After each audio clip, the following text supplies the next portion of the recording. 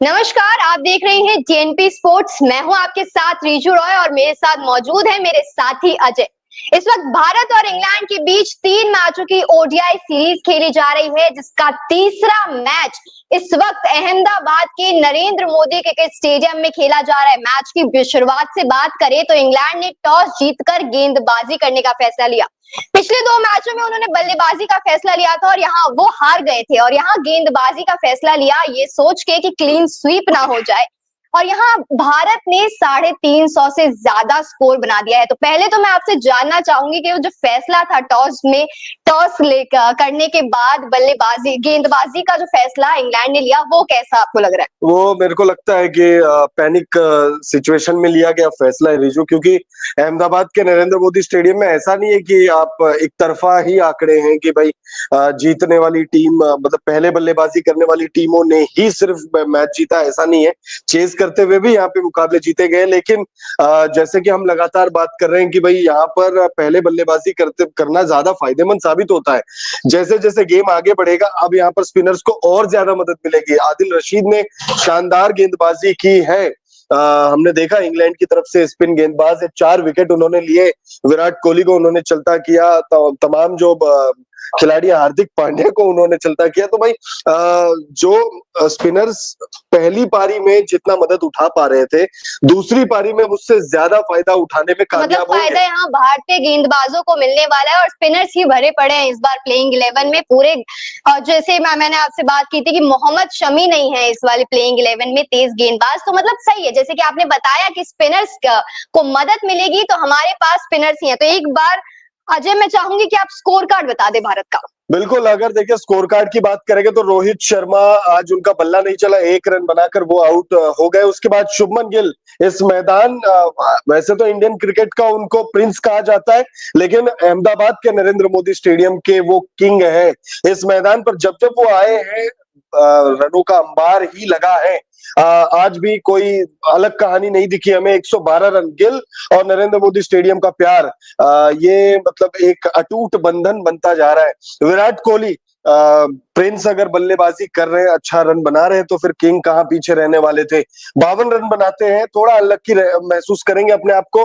55 गेंदों में 52 रन उन्होंने बनाए, 50 गेंदों में रन बॉल 50 थे उनके।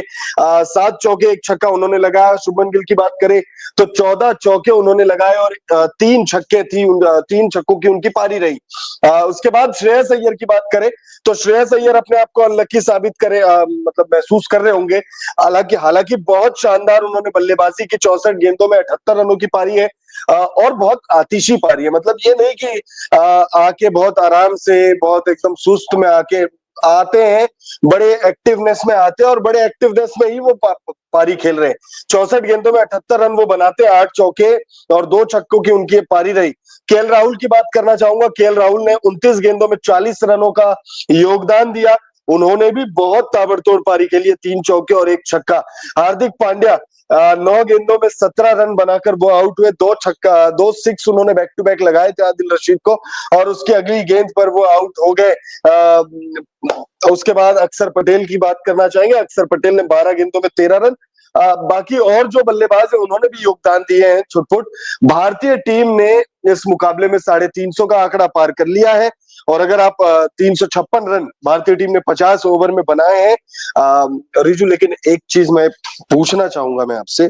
356 रन सुनने में बहुत अच्छा लगता है, बहुत बड़ा लगता है, बहुत विशाल लगता है, लेकिन 10 के 10 विकेट गिरे।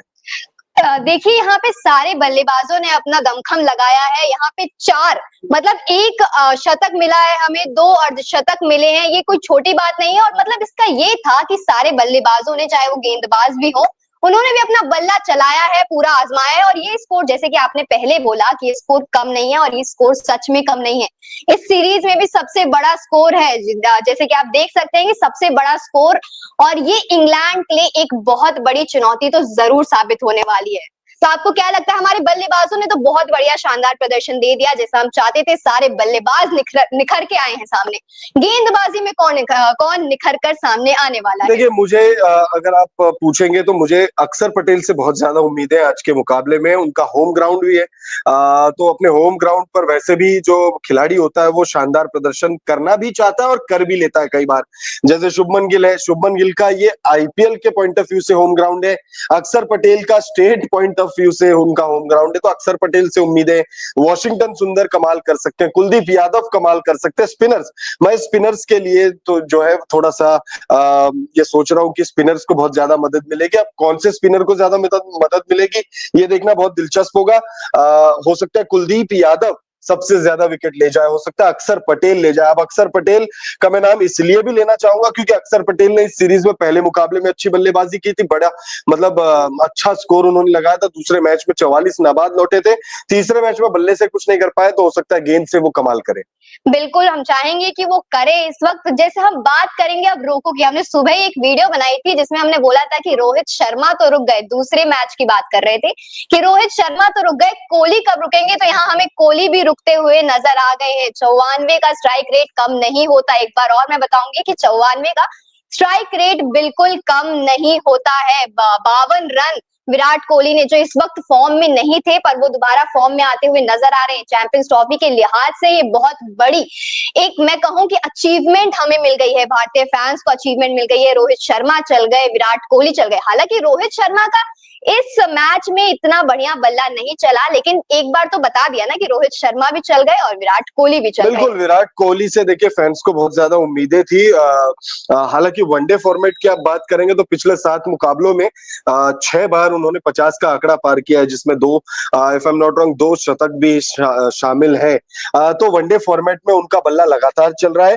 बस खाली जो जो पिछला मुकाबला था, पहला मुकाबला तो वो खेले ही नहीं थे, पिछले मुकाबले में उनका बल्ला नहीं चला था। फिर इस मुकाबले में वापस उन्होंने 50 बना दिए हैं। तो भाई अपना औसत जो है वो वनडे क्रिकेट का जो उनका औसत है 50 का, वो मेंटेन करके चल रहे हैं। 50 से ऊपर का औसत वो बस वो मेंटेन करके चल रहे हैं। और विराट कोहली जैसे कद का बल्लेबाज जो होता है ना, वो 50-60 रन जब बनाता है ना, कंसिस्टेंटली बनाता है, तब भी लोग कहते हैं कि उनका बल्ला नहीं चल रहा है। अब किसी खिलाड़ी ने 80 से ज्यादा शतक लगा दिए हो तो फिर उस खिलाड़ी के लिए पैमाना क्या सेट करोगे आप? तो शतक से कम तो हमेशा लगेगा करके कि विराट कोहली का बल्ला विराट कोहली का तो औसत कभी कम होता ही नहीं है, वो चाहे कभी भी देख लो, इस वक्त नहीं चल रहे। आगे चलेंगे, चैंपियंस ट्रॉफी के लिहाज से ये मैच बहुत जरूरी था। और लोग देखिए, मैं ये भी कहना चाहूंगा कि विराट कोहली को लेकर लोग जो है कंपेयर भी कर रहे हैं आजकल सोशल मीडिया पर कि 2019 से पहले विराट कोहली फैब 4 में सबसे ऊपर थे। टेस्ट क्रिकेट का कंपैरिजन चलता है वो कि विराट कोहली जो है फैब 4 में सबसे ऊपर थे, सबसे ज्यादा शतक उनका था, लेकिन अब फैब 4 में सबसे नीचे वो आगे शतकों के मामले में 27 उनके, बाकी जो 3 खिलाड़ी हैं, चाहे जो रूट हो, स्टीव स्मिथ हो या फिर केन विलियमसन, वो आगे चल रहे। तो लोग कंपेयर करते हैं कि विराट कोहली जो है वो 2019 से पहले अलग थे, 2019 के बाद अलग है। लेकिन मैं उन लोगों को ये कहना चाहूंगा कि फैब 4 में बाकी जो बल्लेबाज जिनको आप कंपेयर कर रहे हो विराट कोहली से, क्या आप उनके वनडे के आंकड़ों पे बात करना चाहोगे? क्या आप उनके T20 के आंकड़ों पे बात करना चाहोगे? स्टीवन स्मिथ ने, मानता हूं कि मैं 10,000 रन बना दिए, जो रूट ने भी बना दिए, केन विलियमसन भी बना देंगे, तो भाई बना तो विराट कोहली भी देंगे। विराट कोहली तीनों फॉर्मेट पे रन बना रहे हैं, लगातार बना रहे हैं। जरूर उनका औसत गिरा है टेस्ट क्रिकेट में, 50 से ऊपर का औसत हुआ करता था 2019-20 से पहले। अब जो है वो 47 या 48 के आसपास का औसत है, लेकिन मुझे लगता है कि वो भी कम नहीं है और 8,000 से ऊपर रन है उनके। तो भाई तीनों फॉर्मेट में से तो चलो विराट कोहली ने संन्यास ले ही लिया है। टेस्ट में उनका थोड़ा सा औसत डाउन हो गया, बहुत कम भी नहीं कहेंगे, थोड़ा सा औसत डाउन हुआ है, लेकिन ओडीआई में लगातार उनका बल्ला चल रहा है और चैंपियंस ट्रॉफी में भी उनका बल्ला चलते हुए हमें नजर आने वाला है। बस यही तो कहेंगे कि विराट कोहली का दूसरा मैच, ये जो भारत और इंग्लैंड के बीच 3 मैचों की ओडीआई सीरीज खेली जा रही है, उसके दूसरे मैच में विराट कोहली नहीं चले। पहले मैच में तो वो मौजूद ही नहीं थे, उन्हें चोट लग गई थी, जिसके कारण वो हमें नजर नहीं आए। तीसरे मैच में उनका बल्ला दोबारा चल गया। तो मतलब यहाँ डन है कि चैंपियंस ट्रॉफी में जो हमारे बैटर्स हैं वो कमाल दिखाने वाले हैं, जैसे लगातार वो इस सीरीज में दिखा रहे हैं। चैंपियंस ट्रॉफी में देखिए बल्लेबाज मुझे लग रहा है करके कमाल दिखाएंगे। अगर हमें कुछ दिक्कत होती है या कमी आएगी तो वो जसप्रीत बुमराह की गैर हाजिरी या गैर मौजूदगी या फिर उनकी कमी हमें खलेगी। जसप्रीत बुमराह अगर चैंपियंस ट्रॉफी के स्क्वाड में होते, अनफॉर्चुनेट रहा जसप्रीत बुमराह, एंड मोमेंट पर उनको बाहर कर दिया गया, बाहर एज एन थोड़ा नेगेटिव साउंड करता है, उनको शामिल नहीं किया गया जसप्रीत बुमराह को, तो उसी की कमी हमें खलने वाली है, मतलब उन्हीं की कमी हमें खलेगी। बाकी तो बल्लेबाजी में मुझे लगता है, देखिए रोहित शर्मा ने इस सीरीज में शतक लगाया है, शुभमन गिल ने आज लगा दिया, विराट कोहली का 50 आ ही गया, श्रेयस अय्यर लगातार रन बना रहे, केएल राहुल का भी बल्ला चल ही रहा है, हार्दिक पांड्या चल जाते बट पता नहीं कैसे आउट हो गया आज। उसके बाद अक्षर पटेल की आप बात करें तो वो भी कंटिन्यू जो है बल्ले से प्रदर्शन कर ही रहे हैं।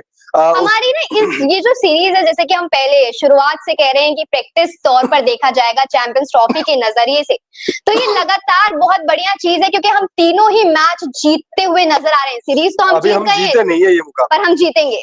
सीरीज हम जीत चुके हैं, ये तीसरा मैच भी हम जीत जाएंगे, क्योंकि बहुत मतलब बड़ा क्रिकेट में स्कोर है नहीं, क्रिकेट में नेवर से नेवर वाला एटीट्यूड ही हमेशा काम आता है। 300 जो 56 रन है 57 बनाने भारतीय मतलब इंग्लैंड को, तो मुझे लगता है करके कि भाई इंग्लैंड